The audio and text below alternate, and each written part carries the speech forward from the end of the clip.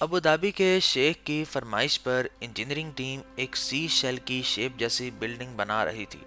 Construction کے بالکل آخری فیز میں ایک عجیب مسئلے نے بیچ میں رکاوٹ ڈال دی۔ بلڈنگ کا سٹیل فریم ایک طرف سے نیچے جھک گیا تھا، جس کا مطلب تھا کہ آدھے سے زیادہ سٹرکچر کو دوبارہ سے بنایا جائے۔ ایک طرف ابوظہبی میں فارمولا ون گرینڈ پری کا ایونٹ ہونے والا تھا، جس کی وجہ سے آلریڈی وقت بہت کم بچا تھا، تو دوسری طرف کنسٹرکشن ٹیم ایک ڈیڈ لاک میں آ کر پھنس چکی تھی۔ اردو ٹی وی کی ویڈیوز میں ایک بار پھر سے خوش آمدید ناظرین۔ ابوظہبی کے پچھلے شیخ خلیفہ بن زید النہیان دولت کے حساب سے دنیا کے چوتھے امیر ترین بادشاہ تھے۔ ٹوٹل 98 ارب آئل بیرل ریزروز کے علاوہ ان کی فیملی 830 ارب ڈالرز کی مالک ہے۔ یہی وجہ تھی کہ دبئی جیسی سٹیز کو بھی اکثر شیخ خلیفہ کی ضرورت پڑتی رہتی تھی۔ آپ کو شاید یہ بات پہلے سے معلوم ہوگی کہ دنیا کی سب سے اونچی بلڈنگ کو پہلے برج دبئی کا نام دیا گیا تھا، لیکن پھر اس کی کنسٹرکشن کے دوران دبئی کو پیسوں کی تنگی ہونے لگی اور اس کی کنسٹرکشن کا کام روکنا پڑ گیا۔ ابوظہبی کے شیخ نے اس بلڈنگ کو کمپلیٹ کرنے کے لیے دبئی کی فائنینشیل ہیلپ کی، اور اسی وجہ سے ہی اس کا نام برج دبئی سے ہٹا کر برج خلیفہ رکھا گیا تھا۔ شیخ خلیفہ نے ابوظہبی میں بھی انٹرنیشنل ٹورسٹ کو اٹریکٹ کرنے کے لیے ایک خواب دیکھا۔ وہ چاہتے تھے کہ تیل کے علاوہ بھی اکانومی کو چلانے کے لیے کوئی ذریعہ بنایا جائے۔ وہ یہاں الرہا بیچ پر ایک انٹرنیشنل سٹینڈرڈ کی سٹی بنانا چاہتے تھے، جس میں بیچ ریسارٹس، شاپنگ مالز، پارکس اور انٹرٹینمنٹ کے لیے وہ تمام لگژریز ہوں گی جو ویسٹرن ٹورسٹ کی ضرورت ہوتی ہے۔ لیکن اس کام کو انجام دینے کے لیے ٹھیک ٹھاک انویسٹرز کی ضرورت تھی۔ انویسٹرز کو اٹریکٹ کرنے کے لیے اور الرہا بیچ سٹی کے خواب کو حقیقت میں بدلنے کے لیے شیخ خلیفہ نے دنیا کی سب سے انوکھی بلڈنگ بنانے کا پلان بنایا۔ اس بلڈنگ کو الدار پراپرٹیز کا ہیڈ کوارٹر ہونا تھا، جو کہ ابوظہبی گورنمنٹ کی ڈیولپمنٹ پارٹنر کمپنی ہے۔ شیخ چاہتے تھے کہ بلڈنگ کا ڈیزائن کچھ ایسا ہو جو آج سے پہلے کسی نے بھی نہیں بنایا ہو، اور اس کی خوبصورتی اتنی ہو کہ دیکھنے والا گھنٹوں تک اس کو دیکھتا ہی رہے۔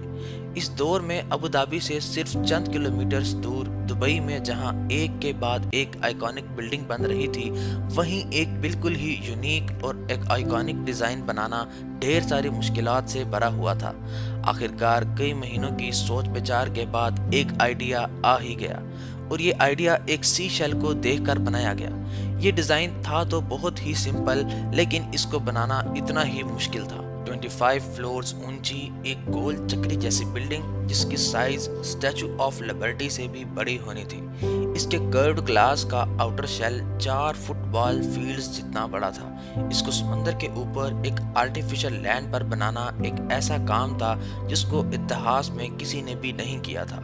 نارملی اسکوائر اور ریکٹینگولر اسکائی پیپرز تو ہر جگہ بنتے ہی رہتے ہیں، لیکن یہ اپنی دس کا ایک ایسا شاہکار بننے جا رہا تھا جس کے لیے انجینئرز کو ایک نئی سوچ کے ساتھ کام کرنا تھا۔ شیخ کی طرف سے ڈیزائن اپروو ہونے کے بعد دوسرا مرحلہ تھا کنسٹرکشن سائٹ پہ آرٹیفیشل لینڈ بنانے کا، کیونکہ جس جگہ الدار ہیڈ کوارٹرز کو بننا تھا وہاں ابھی سمندر موجود تھا۔ جی ہاں، 26 فیٹ گہرا سمندر۔ اس کام کے لیے اتنی ریت چاہیے تھی جس سے ایگپٹ میں موجود دنیا کے سب سے بڑے سوئمنگ پول سٹی سٹارز کو باٹم سے لے کر ٹاپ تک بھرا جا سکتا ہے۔ 30 ملین کیوبک میٹر ریت ڈال کر یہاں آرٹیفیشل لینڈ تو بنا لیا گیا، لیکن اس کے ساتھ ہی ایک اور غمگین مسئلہ کھڑا ہوا۔ آرٹیفیشل لینڈ کی ریت کو کھدائی کرتے ہی اس کے اندر سے سمندر کا پانی نکلنا شروع ہو جاتا۔ یعنی ایک بات تو طے تھی کہ اس کنڈیشن میں اگر یہاں فاؤنڈیشن بنائی گئی تو لاکھوں ٹن وزنی اس آئیکونک بلڈنگ کا خواب کسی بھی لمحے ایک برے خواب میں بدل سکتا ہے۔ اب اس مسئلے سے نمٹنے کے لیے انجینئرز نے ڈی وال بنانے کا فیصلہ کیا، جس کو ڈایافرام وال بھی کہا جاتا ہے۔ ریت میں 16 میٹرز نیچے تک موٹے کنکریٹ کی ایک وال ڈالی گئی تاکہ سمندری پانی اس وال کے اندر داخل نہ ہو سکے۔ ڈی وال کے بننے کے بعد اس کے باٹم میں ایک موٹا کنکریٹ کا سلیب ڈالا گیا تاکہ سمندر کا پانی نیچے سے بھی ڈی وال میں داخل نہ ہو سکے۔ یہ سلیب اتنا موٹا تھا کہ اس کو بنانے میں کنکریٹ سے بھرے 2000 ٹرکس استعمال کیے گئے تھے۔ اب باری تھی بلڈنگ کی فاؤنڈیشن ڈالنے کی۔ نارملی میگا اسٹرکچر کی فاؤنڈیشن بنانے کے لیے اسٹیل کے پائلز کو زمین کے اندر موجود پتھروں تک ڈرل کیا جاتا ہے تاکہ بلڈنگ کی مضبوطی بنی رہے، لیکن الدار ہیڈ کوارٹرز دوسرے میگا اسٹرکچر سے کافی مختلف تھا، کیونکہ ایک تو یہ بالکل سمندر کے ساحل میں بنا تھا اور دوسرا یہ کہ اس کی شیپ کچھ ایسی تھی کہ اس پر ہوا کا ایکسٹرا پریشر پڑ سکتا تھا۔ اس وجہ سے فاؤنڈیشن پائلز ڈالنے سے پہلے یہ جاننا تھا کہ الدار ہیڈ کوارٹرز پر کتنا ونڈ پریشر پڑ سکتا ہے۔ اس کے لیے بلڈنگ کے ایک ماڈل کو ونڈ ٹنل ٹیسٹ کے لیے بھیجا گیا۔ ونڈ انجینئرز مختلف اینگل سے ماڈل پر ہوا کا پریشر پھینکتے ہیں اور پھر کمپلیکس کیلکولیشن کی مدد سے بلڈنگ پر لگنے والی فورسز کا اندازہ لگایا جاتا ہے۔ ان فورسز کو نظر میں رکھتے ہوئے انجینئرز نے الدار ہیڈ کوارٹرز پر 400 سٹیل پائلز لگانے کا فیصلہ کیا، جبکہ دنیا کی سب سے اونچی بلڈنگ برج خلیفہ کی فاؤنڈیشن میں صرف 192 سٹیل پائلز لگائے گئے تھے۔ پائلز ڈرل کرنے کے بعد اگلا چیلنج تھا ایک راؤنڈ شیپ بنانے کا، ایک ایسا راؤنڈ شیپ جس کی شکل بھی سی شیل جیسی ہو اور جس کی ہر دیوار ونڈو پینل سے ڈھکی ہوئی ہو، اس کے اندر کے ہر کونے سے پرشین گلف کا شاندار نظارہ دیکھا جا سکے۔ یہ کام کرنے کے دو طریقے تھے، پہلا یہ کہ پوری بلڈنگ ہی کنکریٹ سے کاسٹ کر کے اس کو گول شیپ دی جائے، لیکن اس میں بہت زیادہ ٹائم ریکوائرڈ تھا اور ٹائم ہی تو کنسٹرکشن ٹیم کے پاس نہیں تھا۔ جی ہاں، ابوظہبی کو اپنا پہلا فارمولا 1 گرینڈ پری ہوسٹ کرنا تھا، جس کو دیکھنے کے لیے پوری دنیا سے لوگ آنے والے تھے۔ شیخ چاہتے تھے کہ فارمولا 1 ایونٹ سے پہلے ہی یہ الدار ہیڈ کوارٹرز تیار ہو جائے، جس کے لیے انہوں نے کنسٹرکشن ٹیم کو یہ آئیکونک بلڈنگ بنانے کے لیے صرف 30 مہینوں کا وقت دیا تھا، جس میں سے 5 مہینے آلریڈی کم ہو چکے تھے۔ اسی وجہ سے وقت کو بچانے کے لیے یہ فیصلہ کیا گیا کہ 2 کنکریٹ کے کورس بنا کر اس کے گرد سٹیل کے پری فیبریکیٹڈ فریمز کو ایسے لگایا جائے کہ سی شیل کا شیپ بن جائے۔ کنکریٹ کے 2 کورس سنگل پیس میں بنا کر ان کو 125 میٹر کی اونچائی تک لے کے جانے کے لیے سلپ فارم ٹیکنیک کا استعمال کیا گیا۔ سٹیل کے ماڈلس میں کنکریٹ ڈال کر ماڈلس کو آہستہ آہستہ اوپر کھسکایا جاتا تھا، اس سے بغیر جوڑ والے سنگل پیس کے 2 کورس بنائے گئے۔ ان کورس کو بنانے میں 6 مہینوں کا وقت اور حیرت انگیز طور پر 6500 ٹن سٹیل استعمال کیا گیا۔ اب ڈیڈ لائن میں صرف 19 مہینے بچے تھے۔ اس ٹائم میں ان کورس کے گرد سٹیل بھی بنانا تھا، گلاس فساد اور پھر انٹیریئر ڈیزائن کا کام بھی تو کرنا تھا، جس میں سب سے زیادہ وقت لگتا ہے۔ نارملی بلڈنگ میں سٹیل فریم سیدھا سادہ ہوتا ہے، لیکن الدار ہیڈ کوارٹرز میں جو سٹیل فریم لگنا تھا، اس کو ٹکڑوں میں پن پوائنٹ ایکوریسی سے کرڈ شیپ میں ایسے بنایا جانا تھا کہ ان میں 1 mm کی بھی گنجائش نہ ہو۔ سٹیل فیبریکیشنز کی ایک پوری ٹیم 2500 ٹن سٹیل کاٹ کر اس کو کرڈ شیپ دینے میں مصروف ہو گئی۔ ہر فریم 30 ٹن وزنی تھا اور ایسے قریب 100 فریمز بنا کر ان کو سائٹ پر ایک دوسرے سے جوڑنا تھا، جو کسی جائنٹ پزل کو سالو کرنے جیسا تھا۔ اس سٹیل فریم کو بنانا تو ایک طرف، اس کو فیکٹری سے کنسٹرکشن سائٹ پر ٹرانسپورٹ کرنا بھی ایک بہت مشکل کام تھا۔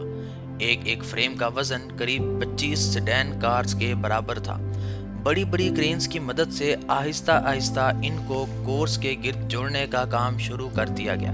یہ بہت ہی ٹائم کنزیومنگ کام تھا، لہٰذا اب کنسٹرکشن ٹیم کو بلڈنگ کے انٹیریئر پر بھی دھیان دینا تھا اور ساتھ ساتھ گلاس پینلز پہ بھی۔ اس سٹیل فریم پر 25,000 گلاس پینلز لگائے جانے تھے، جن کا ٹوٹل سائز 52 باسکٹ بال کورٹ سے بھی زیادہ تھا۔ یہ کوئی معمولی گلاس پینلز نہیں تھے، بلکہ یہ ٹرائنگل شیپ کے کرڈ گلاس پینلز تھے۔ ان کو مینوفیکچر کرنے والی ٹیم نے کام کو جلدی نمٹانے کے لیے سائٹ پر ہی گلاس فیکٹری لگا ڈالی۔ جیسے جیسے سٹیل فریم بنتا جا رہا تھا، گلاس انسٹالیشن ٹیم ویسے ویسے اس میں گلاس پینلز بھی فٹ کرتی جا رہی تھی۔ وقت بہت تیزی سے گزرتا جا رہا تھا۔ انجینئرنگ ٹیم ایک ایسی جنگ لڑ رہی تھی جس میں مقابلہ اصل میں وقت کے خلاف تھا۔ دوسری طرف ابھی الدار ہیڈ کوارٹرز کے اندر 85 واش روم یونٹس کو بھی بنانا تھا۔ انجینئرنگ ٹیم نے اس کا ایک بہت ہی اچھا سلوشن نکالا۔ انہوں نے پری فیبریکیشن واش رومز بنوانے کا فیصلہ کیا، جس میں ہر چیز پہلے سے پری انسٹالڈ ہوتی ہے۔ پلان یہ تھا کہ پری فیبریکیٹڈ واش رومز کو آخر میں بس صرف اٹھا کر بلڈنگ کے ٹاپ سے نیچے بھیج کر اپنی اپنی جگہ پر رکھ دیا جائے گا۔ یہ آئیڈیا تھا تو بہت اچھا، لیکن اس کے لیے ضروری تھا کہ واش روم کا ڈیزائن شیخ فوراً ایکسیپٹ کر لے۔ شیخ کو آئیڈیا تو بہت پسند آیا، لیکن واش روم ماڈولز کا ڈیزائن اس کو پسند نہیں آیا، لہٰذا نئے ڈیزائن کے واش روم ماڈیولز کو اب آرڈر پہ بنوانا پڑا، جس میں کافی وقت لگنا تھا۔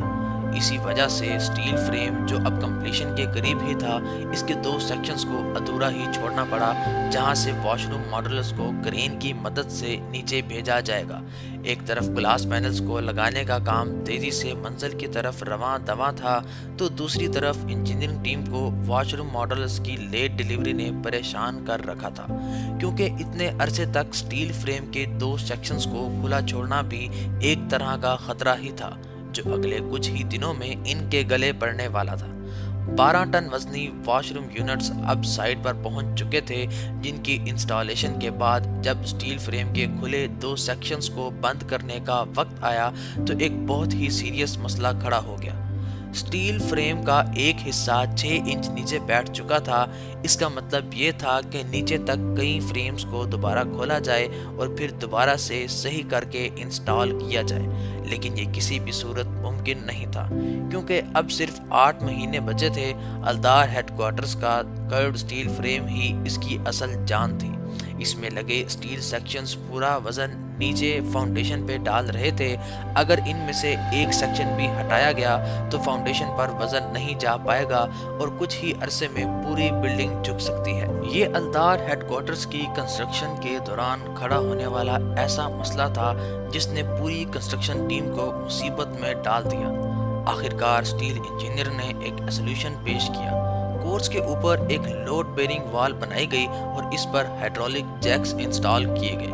ان جیکس کی مدد سے اسٹیل فریم کے دونوں حصوں کو آہستہ آہستہ اٹھانا شروع کیا گیا۔ جھکے ہوئے اسٹیل فریم کے آرک دیکھتے ہی دیکھتے اپنی پوزیشن میں واپس آ چکے تھے۔